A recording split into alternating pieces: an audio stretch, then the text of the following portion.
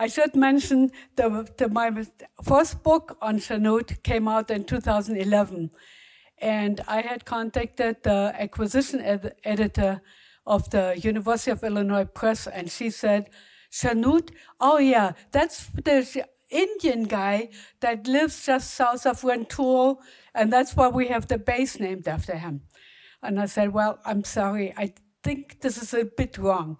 And I explained, and she said, well, to have a book on his aviation contribution would be pretty useless because nobody even knows who he is.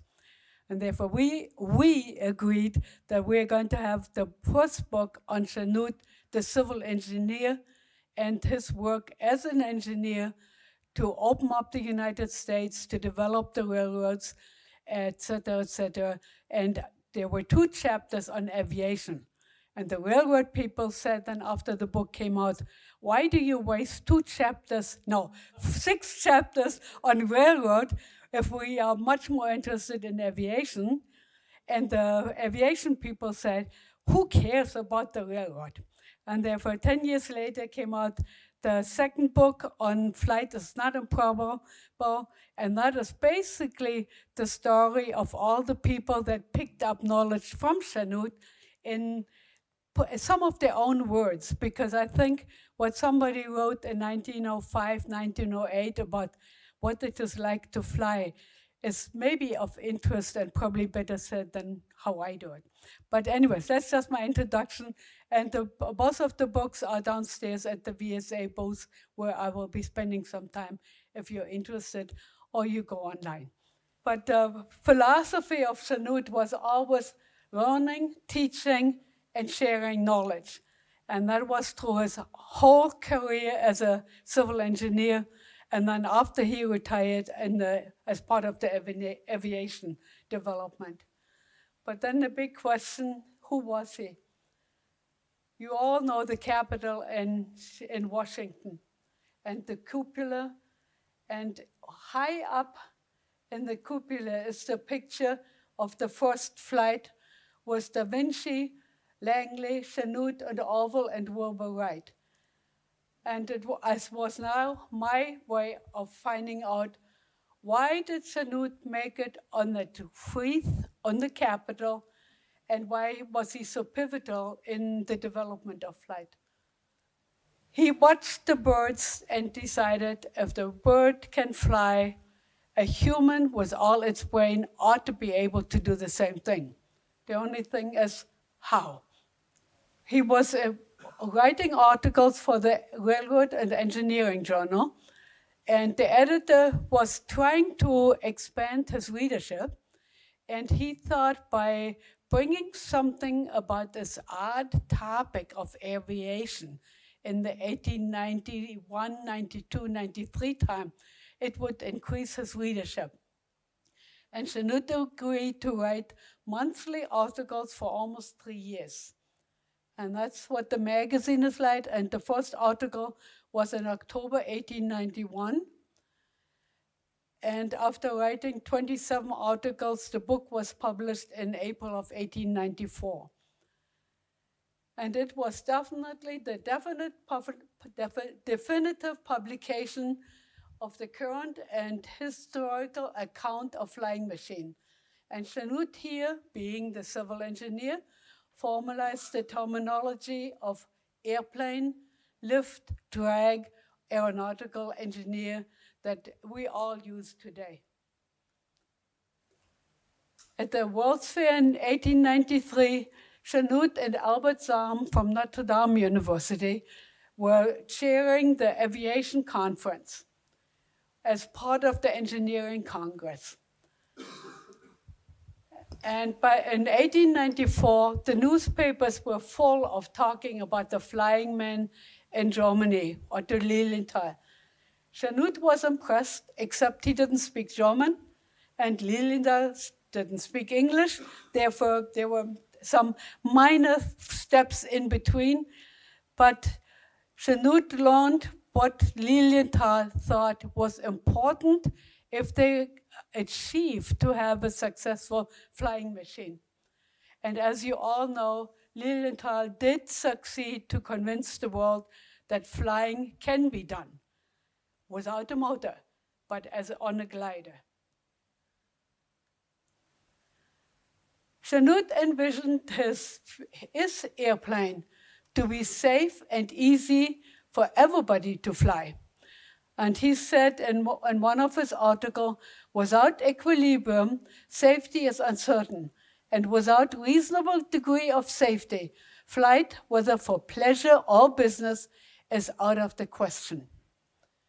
I think this is today as valid as it was hundreds of years ago. In June of 1896, Chanute, his son Charlie, Bill Avery, a neighbor in Chicago, Paul Butisov, and Herring took the Lakeshore and Michigan Southern Railroad to Millis, which is right now about 3/4 of an hour southeast of Chicago. Because the Michigan dunes were at that time about 150 feet high, and to land on soft sand was probably an awful lot easier and less dangerous in case you screw up. The Herring's Lilienthal glider was assembled and flown first, but after a few flights, they realized it was just not the right thing to do because you had to be an acrobat. And if you don't know how to throw your legs right, left, or whatever, you have a bad landing. It was discarded sooner or later. And that's a newspaper clipping that showed the Lilienthal glider, the 3 people, and then the 2 dogs from Herring.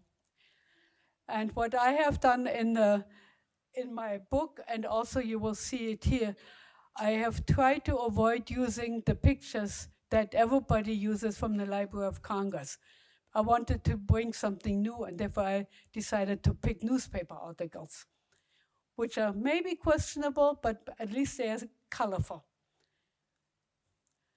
And the engineering, after they realized that the Lilienthal glider was just not the way to go, Chanute had envisioned something that he called, or that they called then the katydid.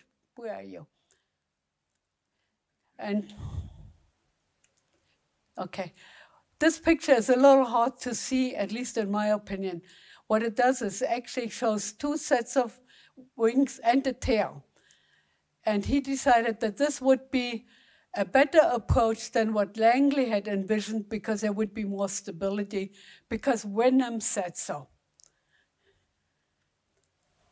And that's the second step, where the piece in the front, it was extended, and the tail is still there, but now we have 3 sections of wings in the second part and 2 in the front. And now you have 5 of them, one on top of each other. And that was the success, and they had the longest flight was about 100 feet. And the dune that they were flying on is still there today, and it's just as high. In August, and later in August, after Lilienthal died early in August, many people were telling Chanute and his team, you got to be careful. You don't want to get killed. But Chanute was sure that he was on the right track to get from here to there. And therefore the group went out again in end of August, but this time to avoid all the newspaper people that came up with weird stories, they rented a sailboat with an engine and then were brought over to the beach. Oops. Because all this is sandy and you can easily launch a flatboat from there. And because there were quite a few people that were part of the group, Chanute decided to rent a circus tent so that people can at least be undercover. And you can see there's one person here that we were all very proud of. One of the locals was a runaway slave, and he helped, and he even tried to fly it as well. But because of the triplane, the multiplane, the katydid was a bit tricky they decided to cut it down to one triplane, a triplane with 3 wings, and they flew it a couple times, and then took the bottom wing off and refigured the tail, and it became the biplane. And the biplane, I'm now showing a bunch of pictures from the Library of Congress, from Chanute's photo album. The biplane was just this, it was a beautiful success because it was relatively stable and people enjoyed flying it. And it was not only his team, but the newspaper people came and wanted articles and so on. And therefore Chanute said, okay, you go try it, you go try it. It did not get broken. And there's just a few more shots of the activity. And here you can see the dune, and it's about 100 feet.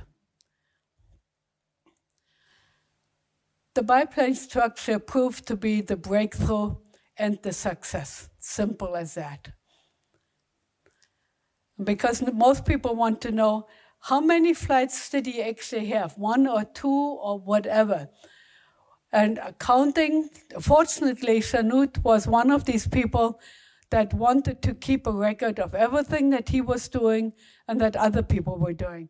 Therefore, checking his notebooks, diaries, and letters, I came to for the numbers that you see there. They made 15 jumps with a Lilienthal glider in June, and then 18 jumps that then became runs or flights. A jump is just jump off and hope for the best, and run is just a little bit further, and flight is where you actually the feet leave the ground. That's how he described it and defined it. But they had done 200 flights in the biplane by various people, and the longest flight was 10 seconds and 256 feet by Avery, and 14 seconds and almost 360 feet by Herring. And I think that's a pretty good size, pretty good and long flight. And just to sum it up, these are the statistics for the biplane. And basically, in the decade to follow, this design gave many pilots a safe starting point for their experiments. Keep in mind, Chanute was relatively sure that his biplane design was a good prototype. It was not the final design. He envisioned everybody who was interested in it to take his design and then use his or her own imagination and skills to improve it, to take it to the next level. 1899, a bicycle maker from Dayton wrote to the Smithsonian for information on flight, and a half a year later, Wilbur Wright also contacted Chanute and asked for advice. And it is generally believed that the input from Chanute convinced the Wrights to go to Kitty Hawk and fly there because of the steady winds. And just as a comparison, you see Chanute's biplane design of 1897, and below is the Wright's biplane design, or the 1900 design. As you can see, there's a certain similarity. In 1902, Chanute came with Herring and George and Spratt because they wanted to try out their own design. And as you all know, the 1902 glider, as you see down here, is the breakthrough for the Wrights, that they finally had a design that they could actually, in theory and practice, make the wing warping and then control it.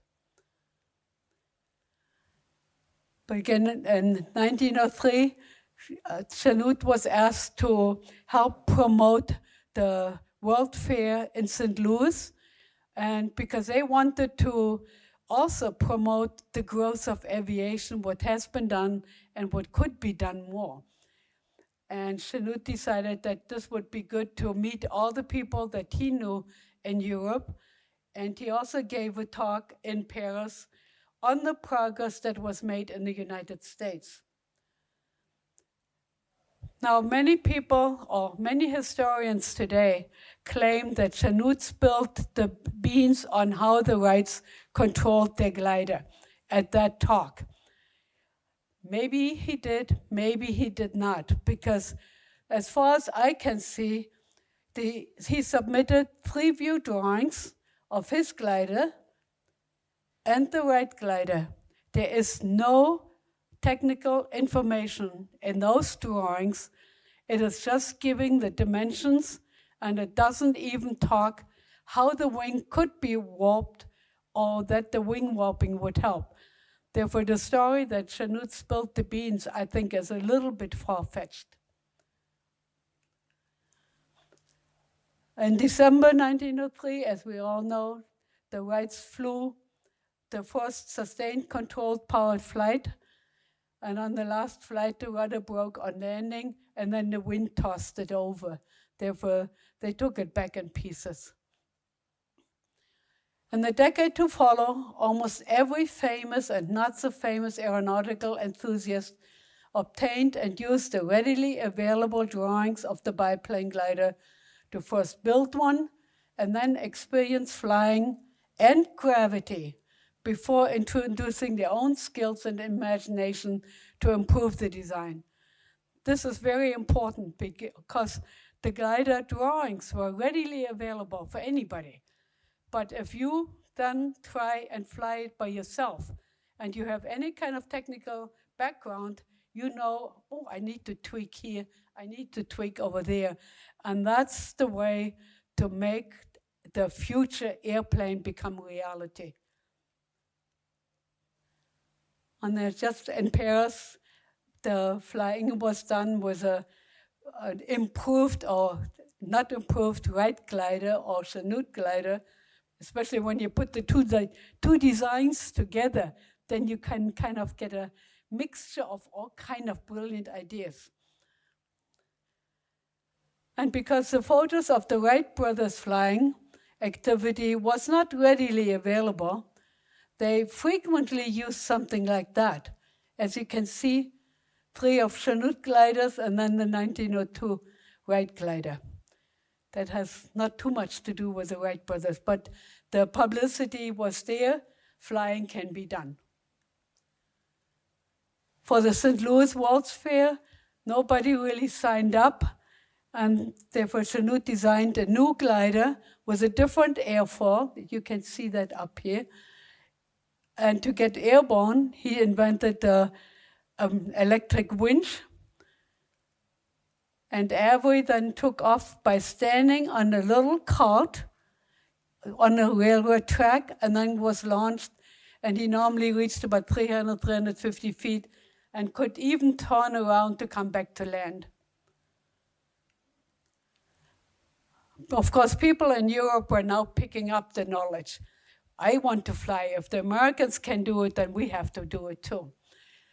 Aldo Corazza in Italy built himself originally some kind of a Chanute contraption, and then receiving the drawings from the Aerofuel article with the Wright glider, he put a canard in the front and claims to have made good flights. I have no idea how long the flights are, but he had fun and promoted that it can be done.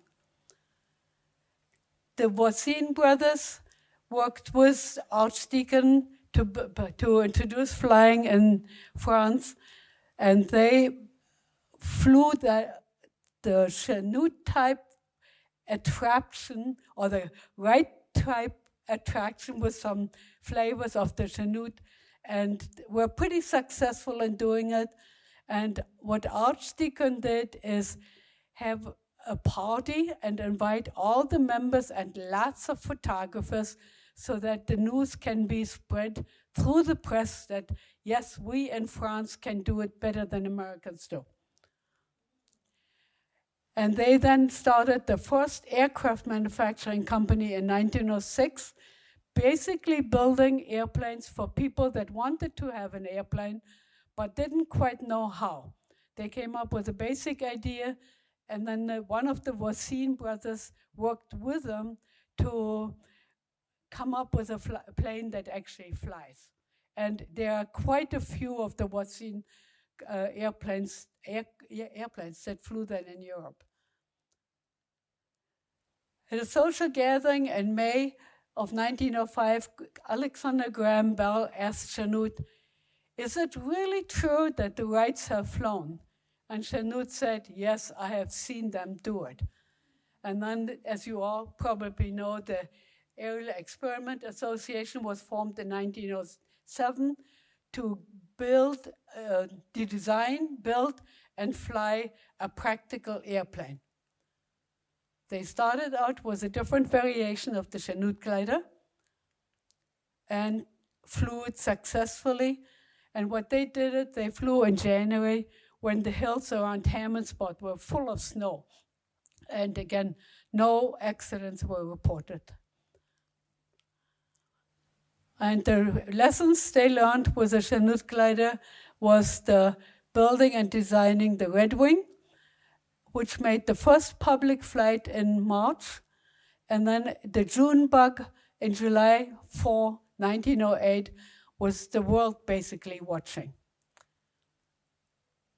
And then Curtiss came to Chicago for display, and I always kind of liked that the newspaper reporter said that Curtiss said, if we ever have a championship meet here, Chanute had to be the referee. And that's the airplane that Curtiss brought to Chicago. And Chanute is supposed to be standing in the crowd here, but I haven't figured out who it is. And then just in like Chicago sees Curtiss fly, and that's the first airplane that flew over Chicago. And a 15-year-old high school student got bit by the bug. He went over to the Chanute house, knocked on the door, and said, "I want to learn how to build a glider." And apparently, Chanute thought maybe he was a little young, but he gave all the advice as usual. He built himself the biplane glider first, and then with his input, redesigned it, because Eiffel said that you get better performance if you curve the wings in a certain curvature. And apparently he had a pretty good flight, but then he neglected to be careful and crashed. August Euler also got bit by the bug, and he contacted the Voisin brothers to build his first airplane. And the Voisin brothers said, if you want to learn how to fly, you have to do it on a Chanute glider. And they simplified Chanute's glider that it almost could be built within a week or so and still be safe. And you can see it up here. And he was the first company in Germany to build airplanes for sale. And George, and I don't know how to pronounce this, Legagno, was all from Russia originally, and he bought a plane from Voisin, learned to fly on a Chanute glider, and then traveled all over Europe on air shows to promote flying. And William Schocking from Holland built himself a Chanute type glider and then couldn't take it off, designed it a little bit more, had trouble getting off, then adding a canard in the front and had some trouble taking off, and then put on a railroad track to slide down to get speed. But he then gave up after about a year and said there was not enough speed, not enough wind, and not enough design, and somebody else should take it from there.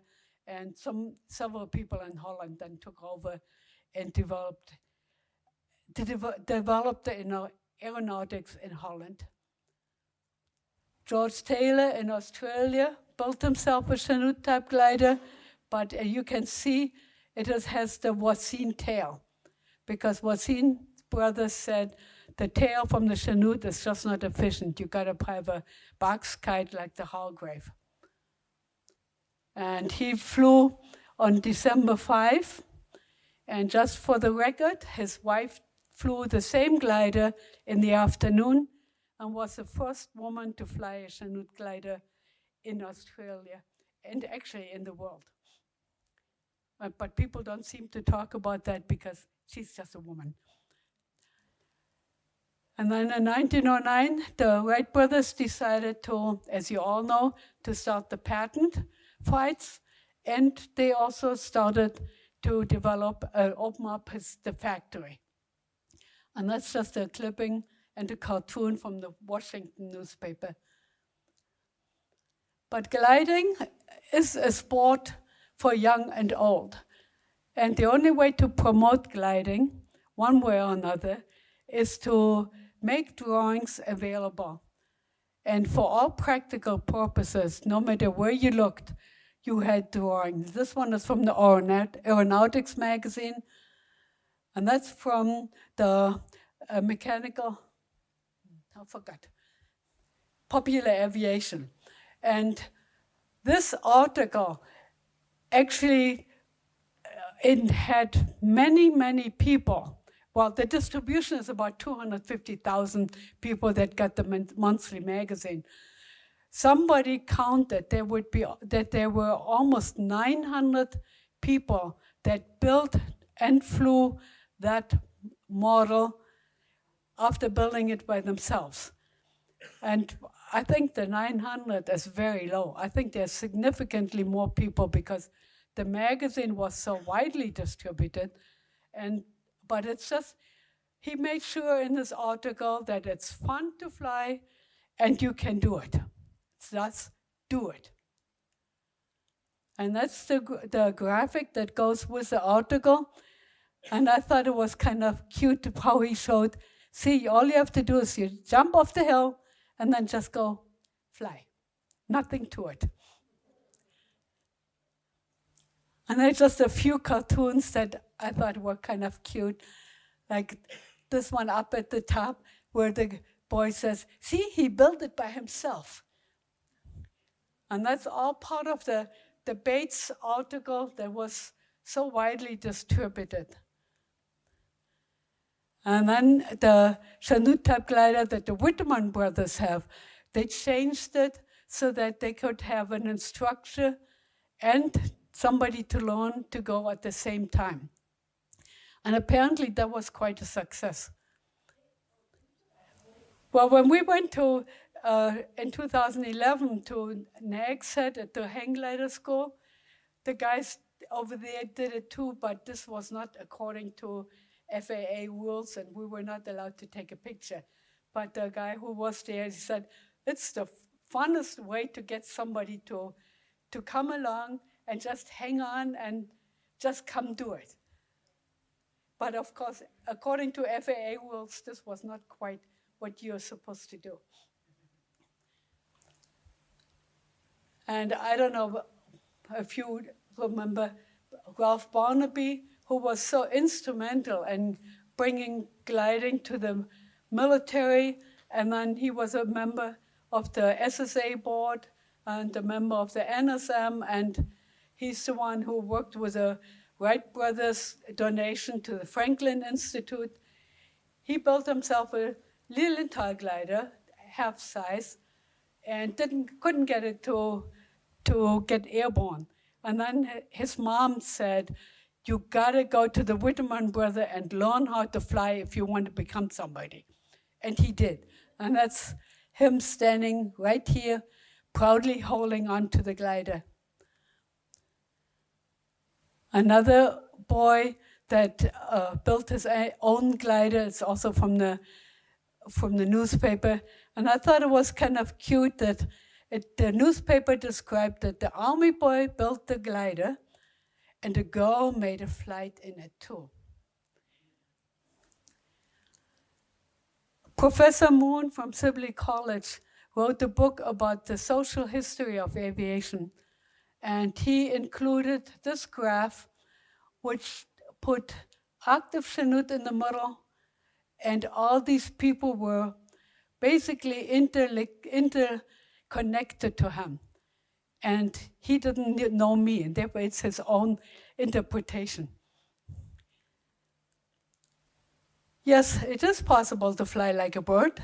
Members of Chanute's team developed a biplane 127 years ago in 1896 in the Indiana Dunes, and biplanes almost similar to the basic designs are flying regularly today. I tried to answer. Yes, sir.